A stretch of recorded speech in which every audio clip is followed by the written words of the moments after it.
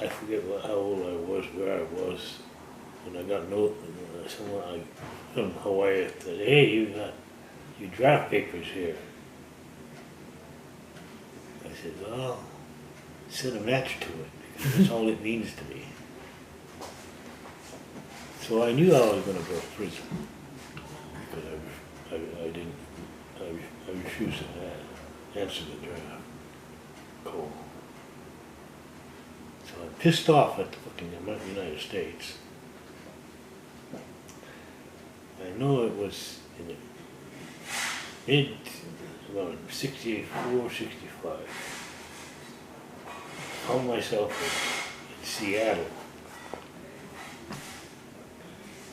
with nothing to do and a pocket full of money.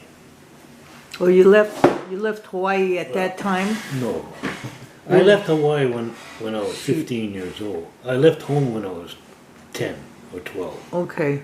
Okay. That's another story. And at 15, I got on a plane, I don't know what it was, 59 or something like that.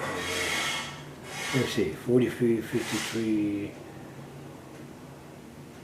58, 58, 59, I left Hawaii. I wanted to go see the United States, but I heard about it. I wanted to go see that nation. I wanted to meet the people, see what kind of people they were. Because I said, I refuse to believe that they're all bad and ugly like the ones that I've been running into in Hawaii. And with the history that I knew of the overthrow of the kingdom. And the bullshit that the missionaries did, you know, some of those missionaries when they came there, was within months, they resigned from the mission and they became, you know, exploiters of Hawaii, you know, things Hawaii, anyway. So I got an attitude, but it's an anger, I guess. And it's amorphous. It has no body, no substance. I know I'm angry about what has happened, you know, to Hawaii.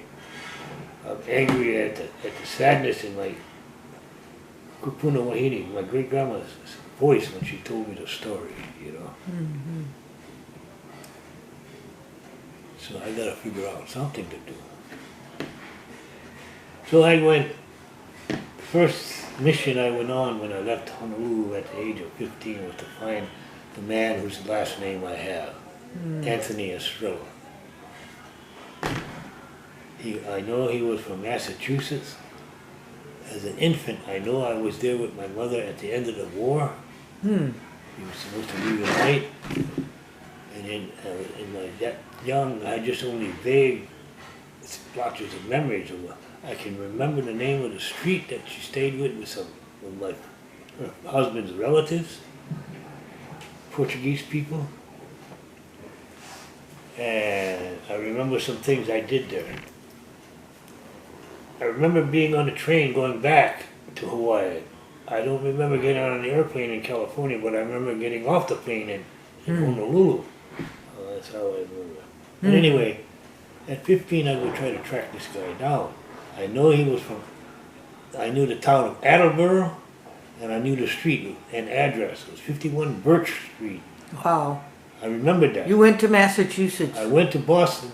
Well, I flew to San Francisco, got on a Greyhound bus, and rode that bus all the way to Boston. Damn. I was 15 years old.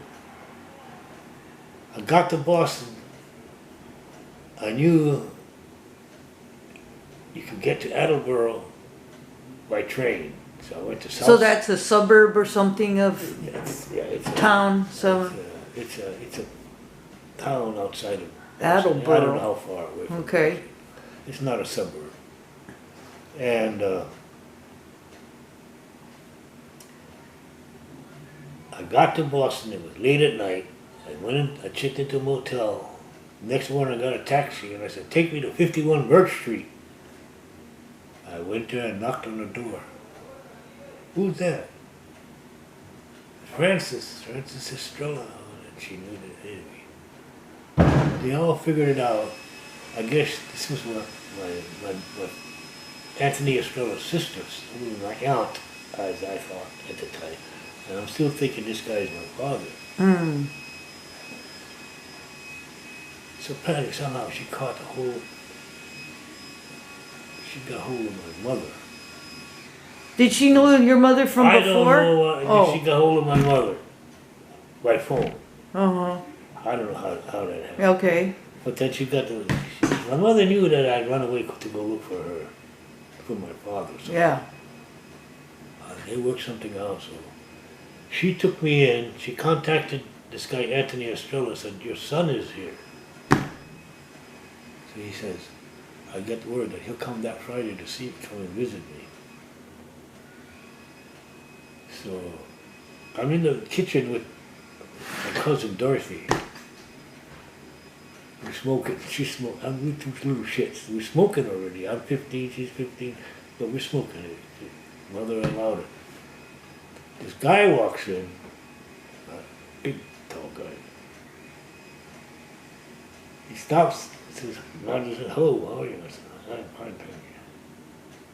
And then he stands there a few minutes and he goes into the living room. Who's that? I asked my cousin. That's your father. Holy shit. That's him, you know? So then I go into the living room and I stand there like a dumbass, you know? I mean, I don't know what to do. You know? And they're talking adult stuff, so I go back in the kitchen with my cousin. So he comes out, he says, want to come spend the weekend with me? I'll come pick you up Friday. I said, okay, cool. Right on. I never saw him again. He never came back. Okay. So you had your hopes of... Well, I don't know if I had my hopes up, but it was, Now, at that point, and for a long time until maybe 20, 30 years ago, I always thought he was my father. You thought he was. I thought he was my Okay. father. I believe. But they said he was my that father. he was your father. He was my father, as far as I knew. Who said that he was, when you went there, he says, oh, that's your father. That's how I grew up. No, my mother said that this guy. Oh, so you have believed it. I grew up accepting this guy as my father. Okay. And then it was about 30 years ago, one of my cousins said, hey, Anthony Estrella is not your father. Your father is a Hawaiian guy that lived next door that your mother had an affair with and got pregnant. He was Hawaiian. Her husband, Anthony Estrella, is Portuguese. Very late, like Portuguese are white people. You know, European, they're European. Yeah. Okay. And her father, my grandpa, was Portuguese. He come from the Azores. Him and his family come to the Azores looking to make their fortune. My grandfather's surname is Andrade. Now the Andrade name in Portugal belongs to a noble family. Now how noble, how wealthy they are, I don't know. But my grandpa was the poor cousins to this nobility. His family were the nobility had plantations and they had slaves. Portugal was the one that started the slave industry. Did you know that? Portugal was the first ship to go to Africa, pick up slaves, 300, 400 in the ship, and took them to Brazil. So the traffickers.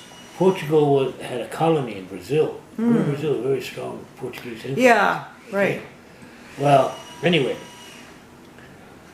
so my grandfather's family were the foremen and the overseers and the managers of the various plantations of this nobility family of Andrade. But then, because they had all this experience with plantation work, plantation like pineapple, I don't know, and sugar, people came to the Azores to recruit people to be the Luna in Hawaii, the bosses, or foremen, or overseer of the sugar and pineapple plantations. Right. And they got recruited, and that's how they got to it. Anyway. Interesting. So, my mother is very fair complected. She's three-quarter Portuguese, no, she's half Portuguese, half Hawaiian. Hmm. My older brother, the firstborn of her kids, very light complected, looked very white. Then I come along, dark skinned, brown, and I, when I was a kid, I was, I was very dark.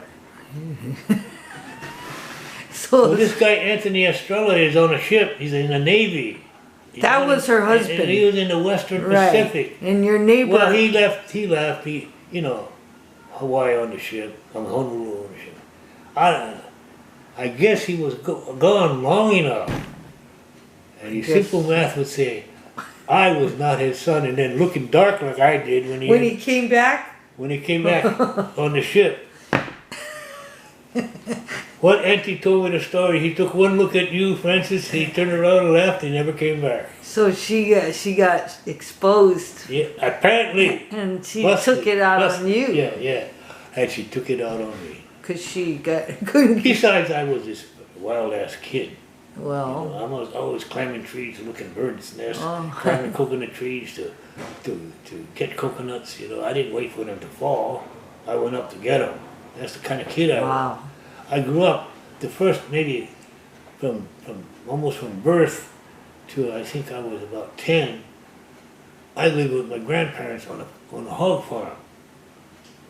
So as soon as I could walk, I was my grandpa's shadow.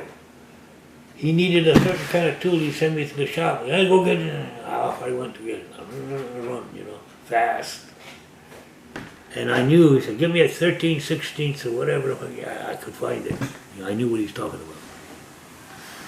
And I had chores, I had responsibility on that farm. My main responsibility was taking care of the fowl yard.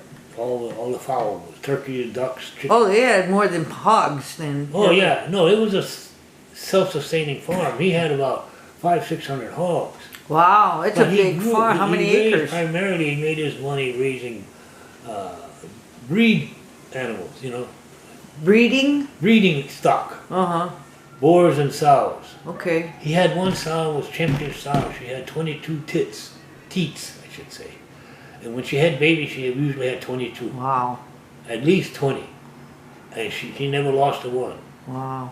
All of them came to maturity. Annabelle was her name. I took care of Annabelle. It was my responsibility to see that Annabelle was fed the certain things that she had to eat. I had responsibility. Another main responsibility, my grandfather went to the restaurants and hotels in Waikiki and everywhere in Honolulu to pick up the kitchen scraps. For the food, for the And we brought it hogs. back to the farm, put it in a big cauldron, and my job was to cook it. Because we had to heat it up to a certain degree to kill all the bacteria. And I was taught to find that temperature by looking at the steam coming out of this one spot on the cauldron. When it got to be a certain color with the background, I knew it was at that temperature. I was How taught. old were you when you did this? 6, 7? 7, 8, 9, 10. Wow. I had adult responsibility. Yes. I went into the barnyard with the fowl yard or whatever, chicken yard. Pick up the eggs in the morning. We didn't have just a few.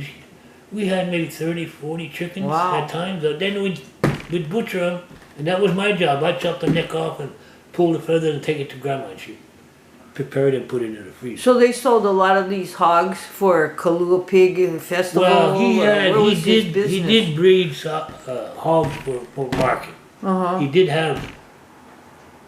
That was another one of my. He had one, about, I think 10 or 12 large pens in that one row. It was the fattening pens. When they got a certain age, you put them in there. The males were castrated. They were going to be fattened for market. He had, I'd say always about 50, 60 hogs on hand for market. People would come to the farm because they know he had good pork. Okay, stop.